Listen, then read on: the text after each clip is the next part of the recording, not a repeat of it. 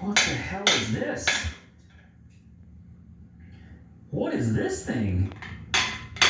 Great, another part that's not on the car. This is not going well so far, guys. Anybody know what this is? I'm gonna use BT can tell me. Oh, oil change sticker. 2 of them.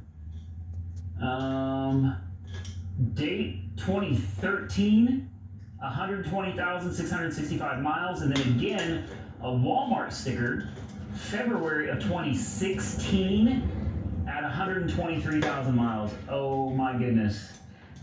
That was a decade ago. That was 10 years ago. This thing had an oil change. Yeah, this